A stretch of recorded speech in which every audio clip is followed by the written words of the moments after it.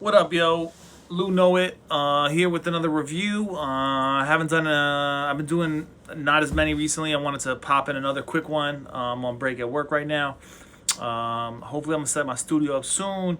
I just ordered a new official piece from Sideshow Collectibles. I recommend them for any kind of like collectible figures and statues and stuff. So I ordered a Spider Gwen to go with my Spider Man one. I'm gonna try to set up my studio. I kind of want to do it something like Chris Stuckman does, have a little corner lit up with the Blu-rays and stuff in the background. As you can see, I got my Alex Ross, Joker, Harlequin painting. Print rather, so at least I'm not completely devoid. Anyway, so I'm doing a review of Bad Boys for Life today. So Bad Boys for Life, going in, I wasn't that hyped up. I like Bad Boys 1. Bad Boys 2 I didn't like as much, and then I went back. Like, actually, Hot Fuzz is the one that made me go back, because in that there's one part where he's like, you ain't seen Bad Boys 2, and I went back and watched it. And honestly, it's an awesome action movie. Like the way it's directed, some of the action, it's a little cheesy, but I mean, what Michael Bay movie isn't? But Michael Bay knows how to direct action, man. The highway chase, and all this stuff. My friend, a friend of mine, said that they reused footage. As far as I can tell, they did not. The only time Bay reused footage was he had footage from the island in which this metal thing comes and splits a car, and it was a ridiculously crisp shot. And I understand why he did it, because he used it for one of the Transformers movies, where basically he overlaid CG and made it look like a Transformer was busting up the car. It was such a good raw footage, shot, a practical effect that it was wasted, I think, in the island when it was perfect to be used for that. Anyway, this one was not directed by Michael Bay. It was directed by Bilal Fallah and Adil El Arbi. And these dudes did a movie called Black, a movie called Gangsta, and a movie called Image. So apparently they direct together. So I wasn't really that gassed on it. I love Bad Boys 1. Bad Boys 2 is dope. I'm a Michael Bay fan. Forget all you haters. He knows how to direct action. Spielberg himself said he's one of the best at directing action. That's why he chose him for Transformers, because Spielberg, I think, was a producer on that. And it's not Michael Bay, lower budget. 17 years, I think, since the last one. I didn't have a lot of high hopes. The movie was really good. The action was not on the level of Bad Boys 2 for sure. Maybe not even Bad Boys 1. There was some pretty cool stuff. A lot, you've seen it in the trailer with him jumping up, catching the hanging rope ladder from the helicopter, the sidecar with the Gatling gun. But the action wasn't really the main draw, though the action was solid. It wasn't anything above what's been in the series.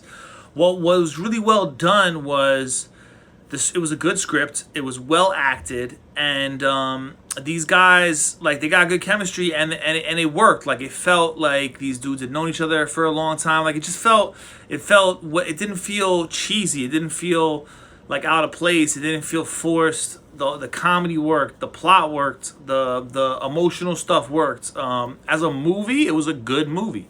So that's what surprised me. I wasn't expecting that.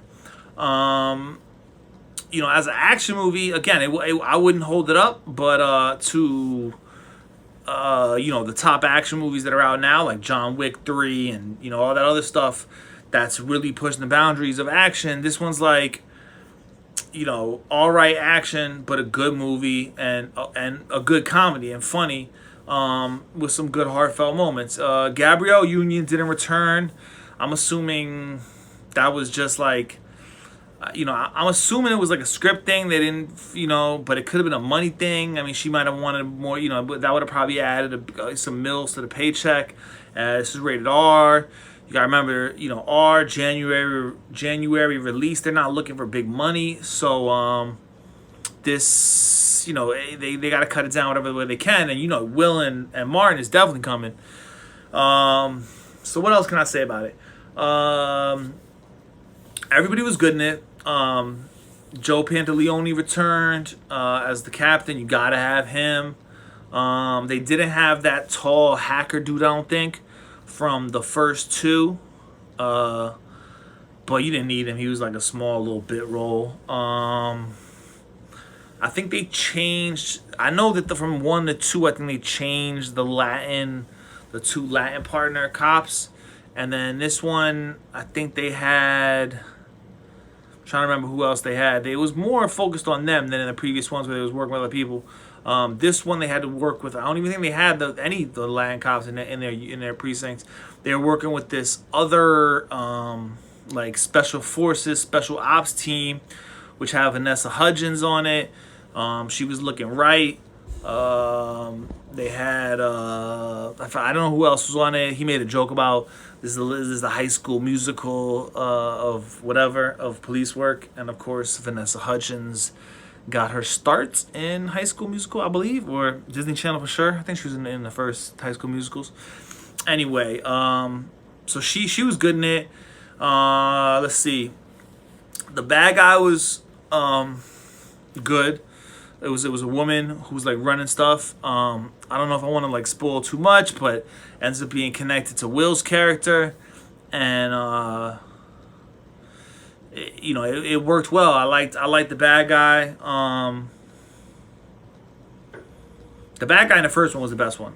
The French bad guy. He's a great bad guy. I loved him. I love the final chase. The first one was fire. This one, in terms of an action movie, doesn't hold up to the first two. Definitely not the first one. First one's all-time classic. But this one was definitely like it was done well. It was worth seeing for sure. And all the different elements worked well. You could see them trying to be in Michael Bay's style. I don't know. I haven't seen their other movies. So I don't know if that's just their little wannabe Michael Bay's or if it was specifically for this movie. And for someone that's like, I'm a fan of Michael Bay's style when it comes to directing action. I have other issues with the stuff that he does, but I'm a fan of that. And so it was a little awkward seeing like shots that were trying to be Michael Bay, but they weren't quite as crisp as Michael Bay. But then they also had like the Michael Bay cameo where they do the Michael Bay hero rotation shot on Michael Bay. I mean, that's great. For people that know, filmmaking and know Michael Bay and his style and everything, that's hilarious. A lot of people probably didn't even get that. None of my friends who I saw with got that, but a couple other friends who I saw it with did, but the less film kind of junkies aren't gonna catch that. So that was cool. Who else was good in it? Trying to think.